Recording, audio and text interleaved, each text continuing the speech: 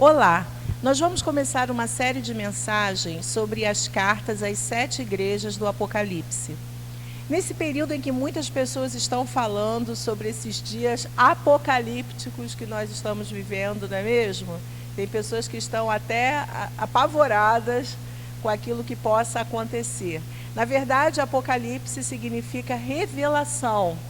E as pessoas acham que Apocalipse fala apenas sobre coisas catastróficas, mas isso não é verdade. Nós veremos a partir dessa mensagem o que o Espírito Santo realmente quer trazer a nós como igreja do Senhor Jesus nesses dias. Primeiramente, um pequeno contexto em que essa carta foi escrita. O apóstolo João, que foi o último apóstolo ainda vivo da igreja primitiva, no período em que Domiciano se tornou imperador no Império Romano, ele fez uma grande perseguição à igreja e, aproveitando-se da fragilidade, entre aspas, de João, por ser ele já com idade e ainda ser uma representação muito importante da presença apostólica na igreja, ele exilou na ilha de Patmos, que era uma ilha isolada, pequena, em que João permaneceu, dizem que há aproximadamente 4 anos. E aí para pensar comigo, naquele lugar tão remoto em que João estava isolado, sem os irmãos, Jesus foi ao seu encontro. É muito lindo ver que o Senhor, ele não nos abandona, o Senhor, ele cuida de nós, ele tem um amor especial por cada um dos seus filhos, não mais um do que outro. Porém, nesse momento, havia um propósito do Senhor em ir ao encontro de João em Patmos, que foi trazer-lhe uma revelação profunda sobre aquilo que estava acontecendo, aquilo que iria acontecer e aquilo que já havia acontecido. Então, precisamos entender que Apocalipse é uma carta que tem essas 3 dimensões, presente, passado e futuro. E há realmente, como diz a palavra, uma bênção para aqueles que leem Apocalipse, para aqueles que aprofundam os seus estudos. Inclusive é usada a palavra feliz, que é a palavra bem-aventurado, né? Bem-aventurado aquele que mergulha, aquele que lê essa carta. Assim como nós temos as bem-aventuranças no Sermão do Monte, nós também temos as bem-aventuranças de um aprofundamento na revelação que o Senhor tem para nós nessa carta. Então, apóstolo João, ele saiu de Patmos, Domiciano já não estava mais no governo, e ele vai para Éfeso, onde ele passa os últimos dias de vida, e ele escreve a 1ª, 2ª e 3ª carta de João e escreve Apocalipse. E depois, posteriormente, ele morre, e dizem que ele foi enterrado em Éfeso. Então, nós precisamos entender, primeiramente, eu gostaria que você lesse comigo Apocalipse, capítulo 1, versos 1 a 20. Vamos fazer a leitura, por favor. Eu vou ler na versão revista atualizada, nova versão internacional, NVI. Revelação de Jesus Cristo que Deus lhe deu para mostrar aos seus servos o que em breve irá acontecer. Ele enviou o seu anjo para torná-la conhecida ao seu servo João, que dá testemunho de tudo que viu, isto é, a palavra de Deus e o testemunho de Jesus Cristo. Feliz aquele que lê as palavras dessa profecia, e felizes aqueles que ouvem e guardam o que nela está escrito, porque o tempo está próximo. João, às 7 igrejas da província da Ásia. A vocês, graça e paz da parte daquele que era e que há de vir, dos 7 espíritos que estão diante do seu trono, e de Jesus Cristo, que é a testemunha fiel, o primogênito dentre os mortos e o soberano dos reis da terra. Ele que nos ama e nos libertou dos nossos pecados por meio do seu sangue, e nos constituiu reino e sacerdotes para servir a seu Deus e Pai. A ele sejam glória e poder para todo sempre. Amém. Eis que ele vem com as nuvens, e todo olho verá, até mesmo aqueles que o transpassaram. Todos os povos da terra se lamentarão por causa dele. Assim será. Amém. Eu sou o Alfa e o Ômega, o princípio e o fim, diz o Senhor Deus, o que é, o que era e o que há de vir, o Todo-Poderoso. Eu, João, irmão e companheiro de vocês no sofrimento, no reino e na perseverança em Jesus, estava na ilha de Pátimos por causa da palavra de Deus e do testemunho de Jesus. No dia do Senhor, achei-me no Espírito e ouvi por trás de mim uma voz forte como de trombeta, que dizia: escreva num livro que você vê e envie a estas 7 igrejas: Éfeso, Esmirna, Pérgamo, Tiatira, Sardes, Filadélfia e Laodiceia. Voltei-me para ver quem falava comigo. Voltando-me, vi 7 candelabros de ouro. E entre os candelabros, alguém semelhante a um filho de homem, com uma veste que chegava aos seus pés e um cinturão de ouro ao redor do peito.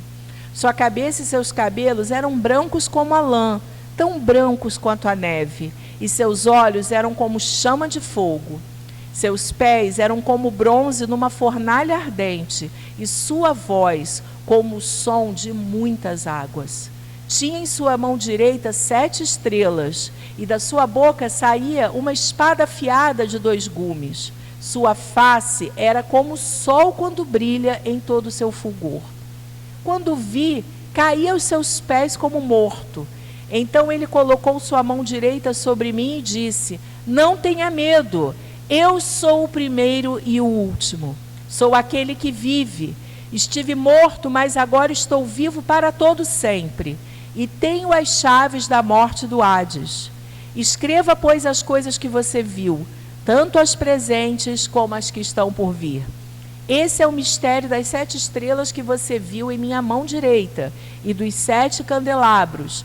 As 7 estrelas são os anjos das 7 igrejas e os 7 candelabros são as 7 igrejas. Como introdução a essa mensagem, a primeira coisa que nós veremos é que a volta de Jesus é uma realidade. Parece até um contrassenso falar isso. A volta de Jesus é uma realidade. Mas eu quero enfatizar, porque, por incrível que pareça, mensagens sobre a volta de Jesus são muito escassas na internet. Você sabia disso? Eu fiz uma pesquisa para saber o que era falado sobre a volta de Jesus. Poucas pessoas pregam sobre a segunda vinda de Jesus. Incrível isso. E a Bíblia enfatiza tanto o retorno de Jesus. Então, eu gostaria de ver algumas referências com você na Bíblia. Hoje a Bíblia vai falar muito alto aos nossos corações, a palavra de Deus, sobre a volta de Jesus. A primeira delas foi a profecia dada por Daniel. Daniel, capítulo 7, versos 13 e 14. Acompanhe comigo.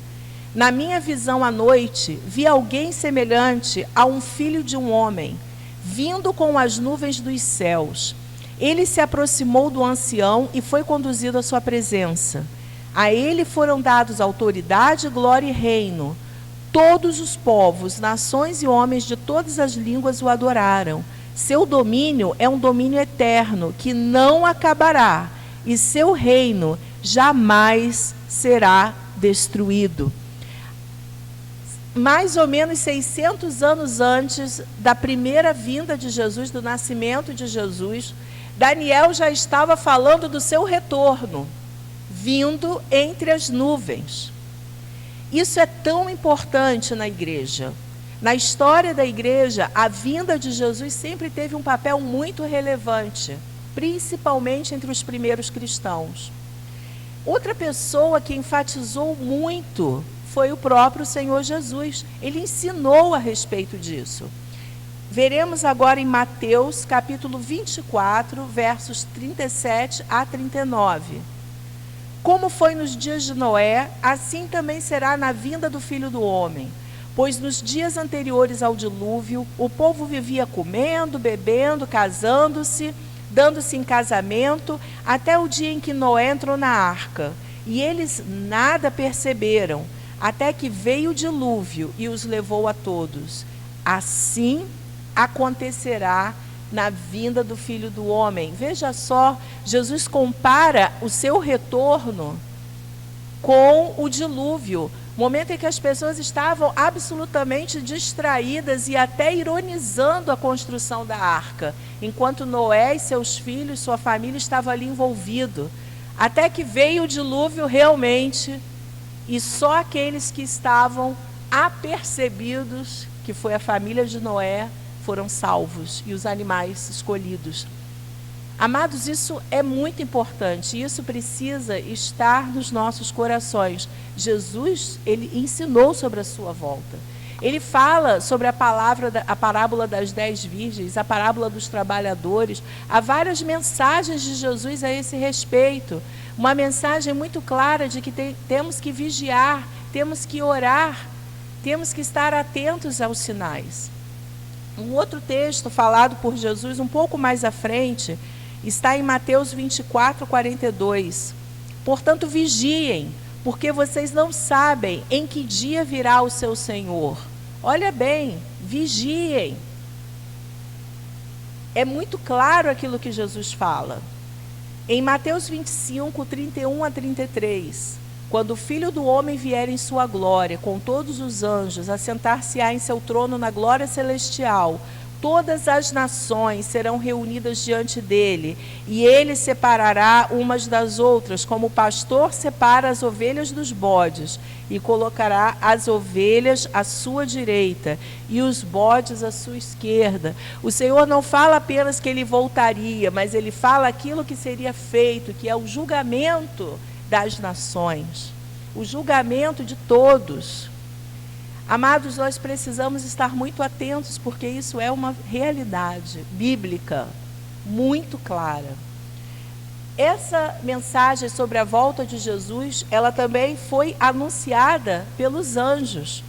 Naquele momento em que Jesus foi para os céus, ele se despede dos seus discípulos e eles ficam olhando para cima.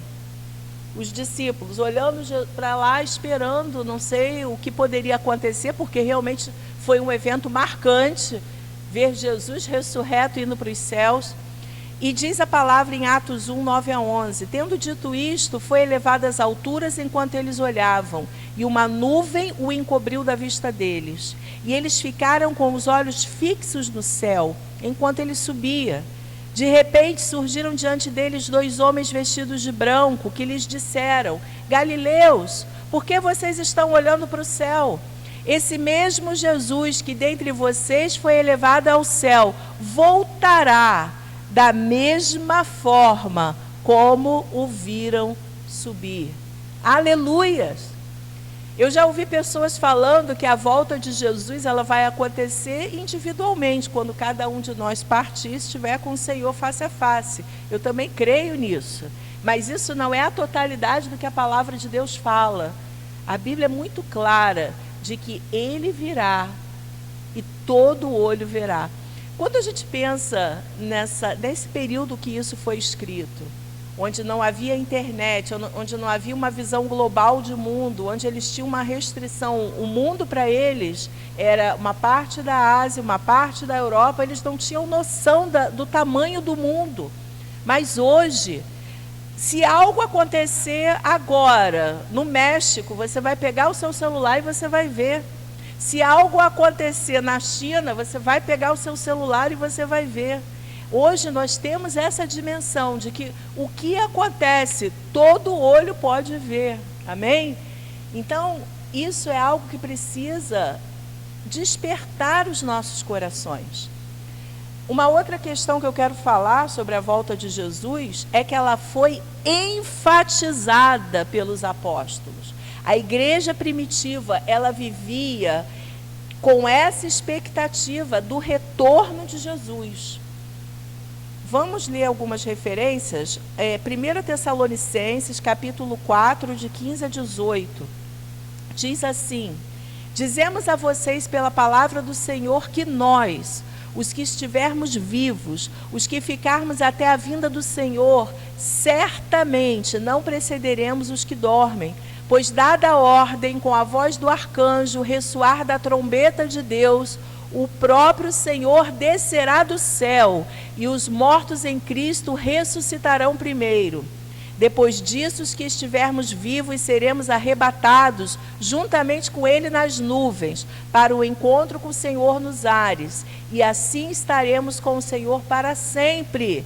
E olha como termina: consolem-se uns aos outros com estas palavras. A igreja primitiva vivia um avivamento tremendo e uma perseguição que nós não temos nem noção do que é a perseguição no Brasil, gente.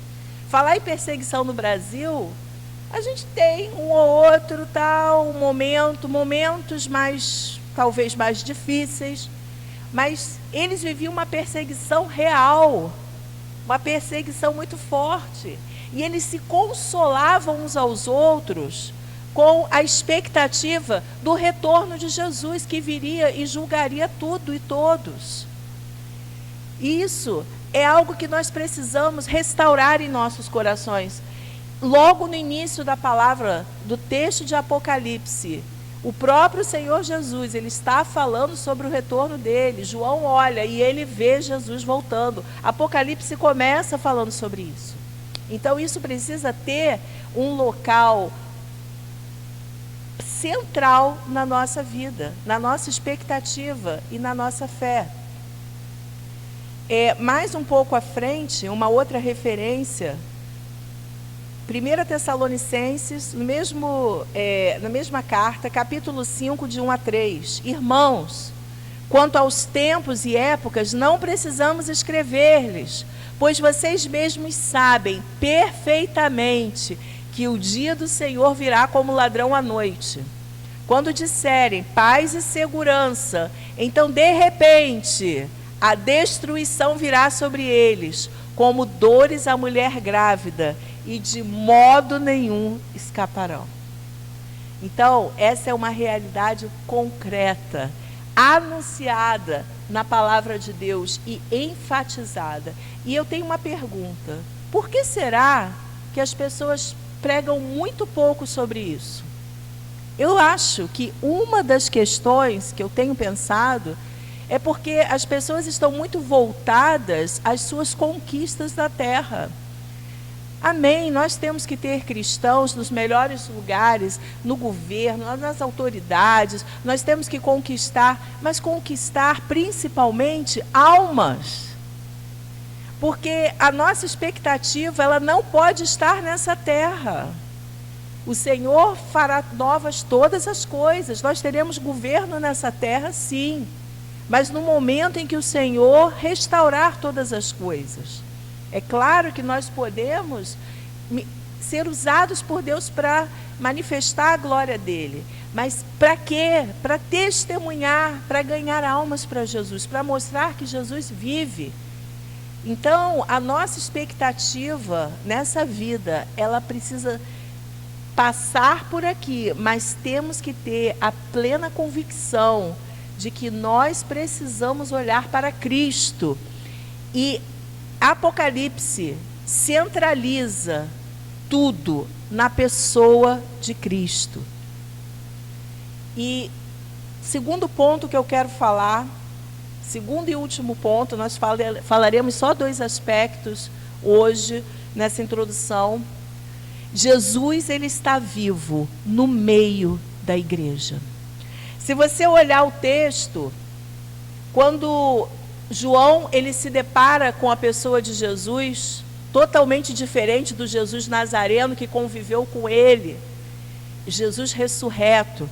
A primeira coisa que nós vemos no versículo 13, entre os candelabros, entre os candelabros representando a igreja de Cristo. Então o Senhor está passeando entre os candelabros. Ele não está apenas reinando nos céus, ele está também reinando na terra, através da igreja. Ele está entre os candelabros. Alguém semelhante a um filho de homem, com uma veste que chegava aos seus pés, um cinturão de ouro ao redor do peito. sacerdote. A gente vê a figura de Jesus aqui como um sacerdote que está no meio da igreja. Amém? Segunda coisa que nós vemos em relação à pessoa de Cristo, vista por João, no versículo 14. Sua cabeça e seus cabelos eram brancos como a lã, tão brancos quanto a neve. Seus olhos eram como chama de fogo. Aqui nós vemos a figura do santo, do juiz, com olhos de fogo, aquele que julga, aquele que olha para as nações e vai lá dentro dos corações, aquele que não tem limites. Outra referência que nós vemos, versículo 15. Seus pés eram como bronze numa fornalha ardente, sua voz como o som de muitas águas. Aqui nós vemos a autoridade, Cristo com uma voz, com som de muitas águas. Aleluia! Tem pessoas que só têm a imagem de Jesus na cruz. Foi importante o sacrifício de Jesus. Mas ele não está hoje clamando, Deus meu, por que me desamparaste? Aquele foi um momento. Hoje Jesus está reinando, está dando ordens, está ordenando. A posição de Jesus hoje é de extrema autoridade, o nome acima de todo nome. Outra coisa que nós vemos no verso 16... Tinha em sua mão direita 7 estrelas, e da sua boca saiu uma espada afiada de 2 gumes. Sua face era como o sol, quando brilha em todo o seu fulgor. Aleluia! Glorioso. E se você parar para pensar, ele tinha em sua mão direita 7 estrelas. As 7 estrelas também representam a igreja. Jesus não só ele está no meio da igreja, mas ele tem a igreja nas suas mãos. A igreja é de Cristo. A igreja, quando eu falo igreja, eu falo corpo. Eu falo todos aqueles que entregaram a sua vida a Jesus, todos aqueles que creem, todos aqueles que amam a Ele. Nós estamos na mão de Cristo. Você está nas mãos de Cristo. Não de um Cristo sofredor, mas de um Cristo ressurreto, glorificado, que reina sobre tudo e sobre todos. Aquele que era, aquele que é e aquele que há de vir. Há uma frase do Hernandes Dias Lopes que diz: a mão de Cristo é poderosa para sustentar o universo e suave para secar as lágrimas do nosso rosto. E por fim, nessa revelação que João tem de Cristo, versos 17 e 18 do capítulo 1 de Apocalipse: quando vi, caí aos seus pés como morto. Então ele colocou sua mão direita sobre mim e disse: não tenha medo, eu sou o primeiro e o último, sou aquele que vive. Estive morto, mas agora estou vivo para todo sempre. E tenho as chaves da morte e do Hades. Aleluia! Esse é o nosso Cristo. Esse é o meu Jesus. Esse é o meu Deus. Aquele que é todo poderoso. Ele esteve morto. Ele fala: realmente eu estive morto, João. João, realmente eu estive com você, realmente eu fui crucificado, você me viu crucificado, mas eu estou vivo. Lembre-se disso, João, eu ressuscitei, eu estive com você, e hoje eu tenho as chaves da morte e do inferno. O Senhor tem todo o poder. Quem tem poder sobre a morte é Jesus. Às vezes as pessoas colocam o diabo, o mal e os demônios numa posição que eles não têm mais. Toda a autoridade foi dada a Cristo. E quando nós mergulhamos em Apocalipse, logo de início, nós precisamos lidar com essa realidade de que Cristo é o Senhor sobre tudo e sobre todos, para sempre. Aleluia! E para concluir essa introdução, essa é só uma introdução, nós teremos coisas muito profundas ainda nesse estudo que faremos das cartas. Eu creio que Deus vai falar muito ao seu coração, como está falando ao meu. Eu vou ler uma citação de Warren Wiersbe. Desde o início do livro de Apocalipse, Jesus apresentou-se ao seu povo em majestade e glória. O que a igreja necessita hoje é de uma clara percepção de Cristo e sua glória. E eu creio nisso profundamente. Amados, coisas terríveis têm acontecido. Eu conheço pessoas que estão sofrendo, pessoas que estão desempregadas, que estão enlutadas, estão tristes. E nós precisamos abraçar, amar, nos compadecer, sentir junto, ter compaixão, sabendo que estamos todos passando por esse processo em que a vida parou. E eu vou dizer para você a sensação que eu tenho sobre isso. Isso não está na Bíblia, isso não está escrito, não é um apócrifo. Mas o que eu percebo é que Deus, na sua grandeza, na sua majestade, no seu amor, na sua bondade, Ele está nos dando chance de olhar para dentro e refletir a respeito da nossa vida. O que eu e você temos feito com a nossa vida? O que é que realmente vale a pena? Como eu tenho lidado com a minha família, com o marido, com os filhos, com a esposa? Como que eu tenho lidado nos meus relacionamentos? Como que eu tenho lidado com a minha própria saúde? Seja ela espiritual, emocional ou física. O Senhor está nos dando um pare. Pare. Reflita, enquanto há tempo, e olhe para os céus, porque Deus é bom, e a sua misericórdia dura para sempre. Deus é bom, Ele está dando à humanidade esse toque, desperta, e está falando para a igreja, para aqueles que estão se sentindo sonolentos. A vida de Jesus está demorando tanto. Isso não é para agora. Isso é história. E Deus, Ele está trazendo esse despertamento, essa chance de nós nos sermos despertos para Ele, para a palavra dEle. Primeira coisa que eu quero te perguntar, eu quero terminar com 3 perguntas. Qual é a diferença que a ardente expectativa pela volta de Jesus produz em nossos corações, no meu e no seu?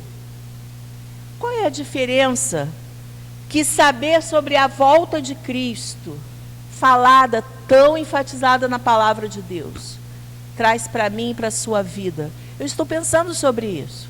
E eu acredito que algumas coisas, como temor, arrependimento, desejo de voltar ao Senhor, de buscar mais o Senhor, santidade, de me santificar, reconhecimento de que eu preciso de Deus, as minhas impossibilidades, de que eu não consigo realmente sem o Senhor, e a urgência da pregação do Evangelho, de falar do amor de Cristo, de expressar Jesus para as pessoas. Isso é algo que eu tenho pensado, essa primeira questão. A segunda: qual tem sido a minha visão a respeito de Jesus hoje? Será que eu estou ainda na perspectiva do Jesus Nazareno crucificado, que morreu por amor, ou do Jesus glorificado do Apocalipse? Eu tenho refletido sobre essa segunda questão. E eu acho que hoje as pessoas, elas vivem no meio termo. Nem uma coisa nem outra. Nem tanto uma coisa, nem tanto outra. E fica uma coisa meio confusa. Talvez as pessoas tenham a noção, sim, Jesus morreu, ressuscitou e está nos céus reinando. Amém, glória a Deus, declaro isso. Jesus morreu, ressuscitou, está nos céus. Fiz minha confissão de fé. Mas isso não tem muito peso. Porém, quando eu entendo que Jesus ele morreu e ressuscitou, Jesus morreu e foi muito importante a morte de Jesus, senão nada aconteceria. Jesus morreu, ele ressuscitou, mas hoje ele vive reinando em glória, com o nome que está acima de todo nome. Isso me dá uma outra perspectiva de vida. Então precisamos refletir sobre isso. Terceiro ponto que eu gostaria de deixar, terceira pergunta.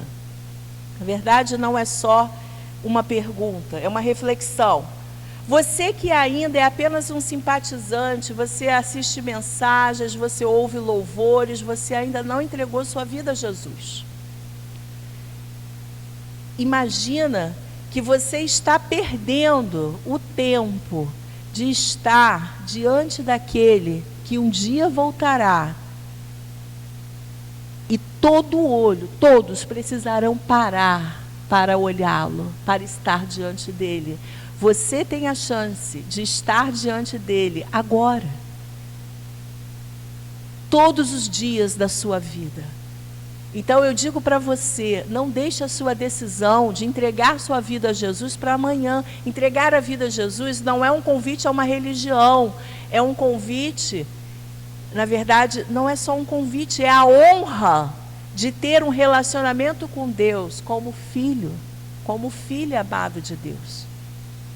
E por fim, como essa mensagem impactará a sua vida a partir de agora? Luz é responsabilidade. Como você agora será impactado com essa perspectiva da volta de Jesus e da visão do Jesus glorioso e ressurreto? Eu quero fazer uma oração agora. Senhor Jesus, muito obrigada por essa palavra que realmente está sacudindo o meu coração, está me despertando a olhar mais para Ti com uma expectativa, com um amor ainda maior por tudo que o Senhor fez. Senhor, eu sou tão grata pelo Teu sacrifício. Sou tão grata porque o Senhor veio, morreu naquela cruz para me salvar, para salvar a humanidade e ressuscitou. Mas, Senhor, eu não quero apenas declarar que o Senhor vive. Eu quero viver nessa dimensão da Sua glória e da ressurreição. Ó Deus, que eu possa ser impactada ainda mais com essa revelação, assim como João, que não conseguiu ficar de pé ao se deparar contigo. Senhor, que eu possa dobrar os meus joelhos todos os dias da minha vida diante do Senhor. E que eu possa me prostrar e declarar que eu necessito da Tua glória para viver. Eu necessito do Teu poder para me transformar. Em nome de Jesus. E eu preciso, Senhor, ser um canal para que outras pessoas entendam essa dimensão, que vai muito além de qualquer coisa que esteja acontecendo nessa terra, que é a dimensão do Senhor. Eu não diria nem que é a dimensão dos céus, mas é a dimensão de Cristo, Cristo ressurreto. Senhor, eu quero convergir agora os meus olhos para Ti, Autor, consumador da minha fé, aquele que era, aquele que é e aquele que há de vir. Aleluia, seja exaltado, Senhor. Que o Senhor te abençoe essa semana. Você que decidiu começar esse relacionamento íntimo, lindo e maravilhoso com Jesus. Tem aqui um telefone, um canal para você entrar em contato com a gente também via WhatsApp ou pelo link. Nós teremos muito prazer e alegria em conversar e conhecer você. Que Deus te abençoe e que você tenha uma semana de muita vitória.